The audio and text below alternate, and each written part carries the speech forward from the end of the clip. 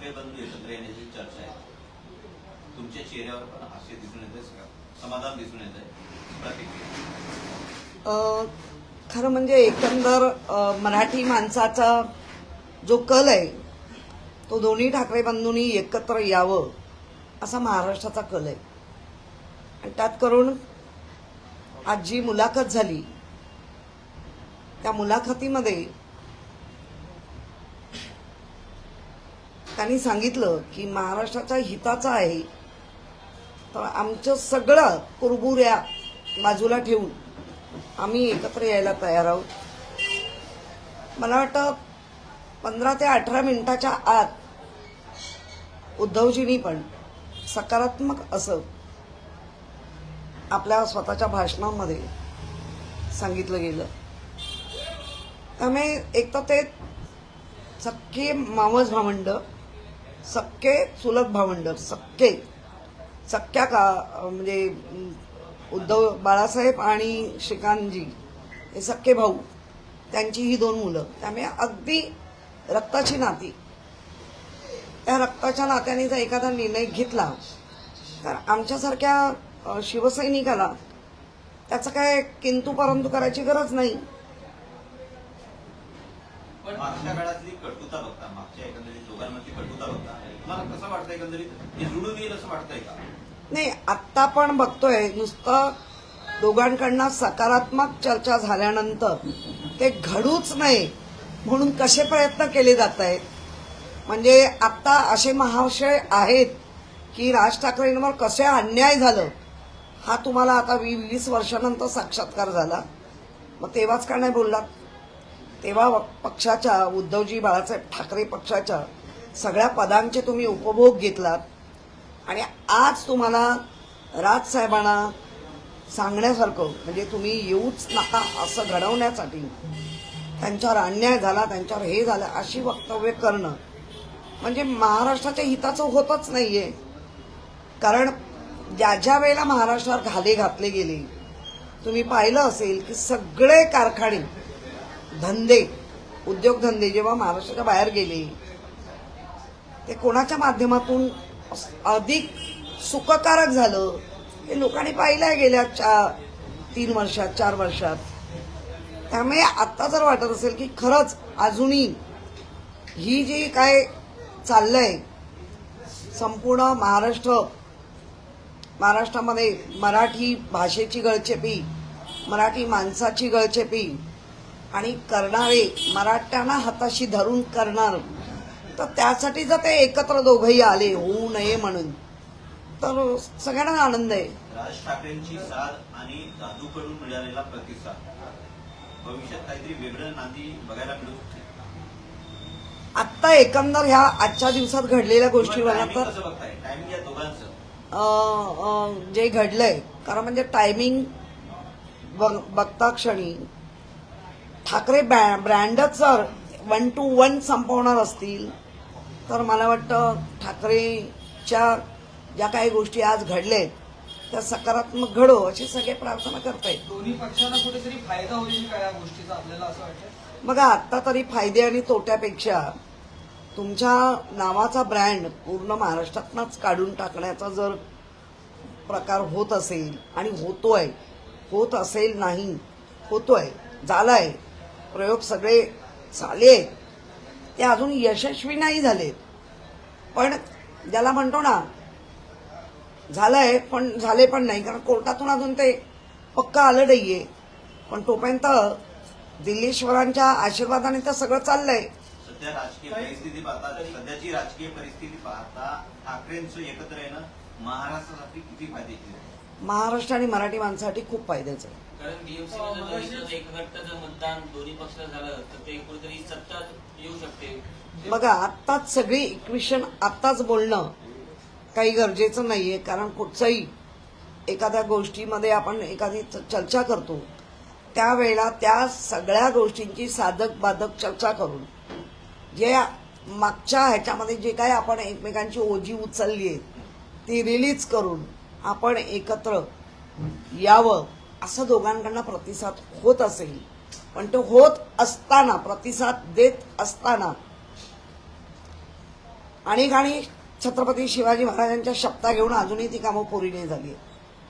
हे काम आपण दोघं मिळून करणार तर ते काही याच्यामध्ये बंधनकारक आहे हे म्हणणं गैर नाही. त्याला काय अटी शर्ती म्हणता येत नाही. मगाशी ज्यावेळी संजय राऊत यांनी प्रतिक्रिया दिली त्याच्यानंतर संदीप देशपांडे यांनी प्रतिक्रिया दिली. त्यांच्या प्रतिक्रियेमुळे त्यांनी 2017चे उल्लेख केले, 2014चे उल्लेख केले. असं सांगितलंय की आम्ही प्रत्येक वेळी तुमच्याकडे आलो पण प्रत्येक वेळी उद्धव ठाकरे यांचा नकारात्मक प्रतिसाद होता. यावेळी तुम्ही एक पाऊल पुढे या, मग आम्ही आमचा प्रतिसाद देतो असं त्यांनी नकारात्मक एक भूमिका सांगितलेली आहे. नाही, मुळामध्ये संदीप एक त्या पक्षाचा प्रवक्ता आहे. त्याला जे वाटतं ते त्यांनी मांडलंय. पण शेवटी हे नुसतेच पक्षप्रमुख नाही आहेत दोघंही, हे रक्ताची नाती आहेत. त्यामुळे आपण असं विचार करू शकतो की त्याच्या पुढे गाडी जाईल. म्हणून मी मगाशी म्हटलं मागची ओझी टाका आता आणि तीच वाहणार असाल तर घ्या दिल्लेश्वरांकडनं सगळं संपून. देखील म्हणतात की अशी अभद्र युती न होणेच तरी ठीक आहे, आम्ही तुमच्यासाठी काय उत्सुक राहिलेलो नाहीये. महाराष्ट्राच्या आणि मराठी माणसाच्या हितासाठी यायचं असेल तर या आजूबाजूची तोंड आधी जरा गप्प राहिली पाहिजे. आजच नाही झालं तोपर्यंत बॉम्ब फोडताय तर मग तसं असेल तर काहीच प्रॉब्लेम नाही. असे पण आम्ही लढाई आत्ता 2022 नंतर सगळं हे करून घेतल्यानंतरही स्वतः राजसाहेबांच्या मुलांनी एका मुलाखतीत दिली आहे हे की त्यांनी जे काही पक्ष घेतला, चिन्ह घेतलं हे चुकीचं केलंय. हे त्यांचं पक्षप्रमुखांच्या मुलाचं म्हणणं आहे. हे काय आजूबाजूचे तर घेऊन बसतात. पण संदीप देशपांडे म्हणतात की धोका देण्याची नेहमी नियत राहिली शिवसेनेची. नाही म्हणजे मग तुम्ही एका बाजूला तुमचा पक्षप्रमुख असं बोलणार आणि मग हा कोणाचा अजेंडा आहे की तुमच्याच माध्यमातून उद्धवजींना बदनाम करणार? हा कोणाचा अजेंडा आहे? हा छुपा अजेंडा आहे का कोणाचा वेगळा आमरस वगैरे खाऊन झाल्यानंतरचा? कोणाचा अजेंडा आहे? मग ही 3-3, 4-4 तोंड अशी बोलणार असतील तर साहेबांनी प्रश्नाला उत्तर देऊन वाचा फोडली. पण ती वाचा दुसरे वाचाळवीर जर बोलणार असतील तर हा नक्की अजेंडा कोणाचा आहे? काय वाटतं, दोन नेते जर तयार आहेत, दोन भाऊ जर तयार आहेत तर खालच्या म्हणून म्हणते आमच्या सारख्यानी छोट्या छोट्या भले आम्ही आमच्या पक्षा प्रवक्ते असू, आम्ही कोणी असू, तरी त्या दोन भावांच्या नात्यात दोन पक्षप्रमुखांमध्ये नुसतं दोन पक्षप्रमुख असते तरी गोष्ट वेगळी होती. ह्याच्या इथे यामध्ये नातं गुंतलेलं आहे आणि महाराष्ट्र नेहमी गोत्यांमधनच सावरलेलं आहे. यांच्याकडे ती पद्धत आहे. आता युतीमध्ये नाती गोती काही बघायचं नाही, फक्त आणि फक्त राजकारण बघायचं. पण जर हे असे गोतावळे आजूबाजूचे बोलणार असतील तर हा नक्की अजेंडा कोणाचा चालवतायत? किशोरीताई सुरुवातीपासूनच ठाकरे बांधव एकत्र यावं याकरिता प्रयत्न करणारे चंदू मामा वैसे यांनी समाधान व्यक्त केले.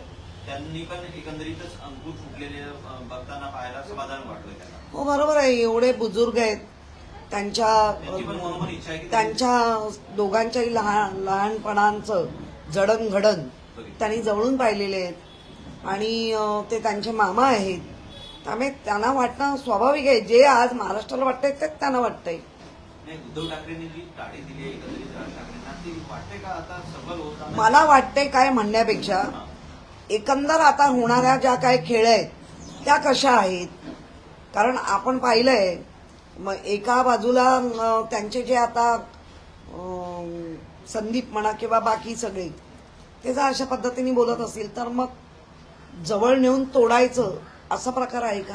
मागच्या नाही, ताई, काळामध्ये एक महत्त्वाचा प्रश्न तुम्ही यात म्हणताय की छुपा अजेंडा कोणाचा आहे का? काही दिवसांपूर्वीच एकनाथ शिंदे यांची राज ठाकरे यांची जी भेट झाली त्यानंतरचं हे विधान आहे. त्यामुळे पुन्हा एकदा मी त्या अनुषंगाने बोलली नाही. ज्या वेळेला जर राजसाहेब स्वतःहून म्हणतायत की सगळ्या कुरबुरी सोडून आम्ही एकत्र आणि उद्धवजींनी पण त्यात लगोलग 18व्या 19व्या मिनिटाला ते दिलंय तर आजूबाजूच्या लोकांनी दुसरा कोणाचा छुपा अजेंडा चालवतायत का असा माझा प्रश्न आहे. नाही, पण तुमचा रोग कोणाकडे आहे? असं बोलण्याच्या मागे रोग कोणाकडे रोग आहे? कशाला? आपल्याला बघतोय आपण, दिसतंय. रोग काय पाहिजे? रोग असा नाही. हा अजेंडा आता आम्ही कसं सांगतोय, दोन भाऊ एकत्र आहेत, दोन पक्षप्रमुख आहेत, त्यांना निर्णय घेऊ दे. मराठी माणसाच्या महाराष्ट्राच्या हिताचे निर्णय घेऊ दे. कारण आतापर्यंत महाराष्ट्राच्या हिताचं घडलंय का? आता जस्ट आपण पाहतोय की ज्या गेल्या 2.5-3 वर्षात सगळे उद्योग निघून गेले ते घडलंय का? तुम्हीच साक्षी आहात ना, तुम्हीच दाखवताय ना, आम्ही नाही शोधायला गेलो, तुम्ही दाखवताय ना. काही महायुतीमध्ये निधीवरून बरीचशी घुसखोरी अंतर्गत केली. मी त्यावर बोलणारच नाही, कारण आता विषय वेगळा आहे. तो जेव्हा 2022ला जेव्हा फुटाफुटी झाली मोठी, तेव्हा काय सांगितलं? निधी देत नाहीत, आम्हाला भेटत नाही. आता हे सगळं उलट होतंय. त्यामुळे त्याच्यावर आपण बोलूयात नको, कारण तेवढं खोल काही जायची गरज नाही आजच्या दिवसाला. मातोश्रीशी आपण गेल्या अनेक वर्षांपासून निष्ठावंत राहिलेला, आज संपूर्ण संघर्ष दोन्ही भावांमधला आपण पाहिलेला आहे, जवळून अगदी पाहिलेला आहे. पदाधिकारी म्हणून तुम्ही महापौर देखील होता, तेव्हा देखील हा संघर्ष तसाच सुरू होता. पण त्यावेळेस आपल्याला वाटते का त्या सगळ्या संपूर्ण गोष्टी विसरून हे दोन्ही भाऊ एकत्र येतील? आणि त्यामधूनच जर पाहायला गेलं, आता महापालिका निवडणुकाच्या याचा येऊन तोंडावर ठेपलेला आहे, त्यामध्ये ह्या दोन्ही भावांचं एकत्र येणं कुठेतरी साजेसर दिसेल आणि महाराष्ट्राच्या फायद्याचं ठरेल असं आपल्याला वाटतंय का? आणि एकंदरीत शिवसैनिक म्हणून आपली प्रतिक्रिया काय असेल या दोन्ही भावांची? मला काय वाटतं म्हणण्यापेक्षा, दोन्ही भावांनी जर सकारात्मक भूमिका आता घेतली आहे तर आजूबाजूच्या लोकांनी ते तुटावं असं वागू नये.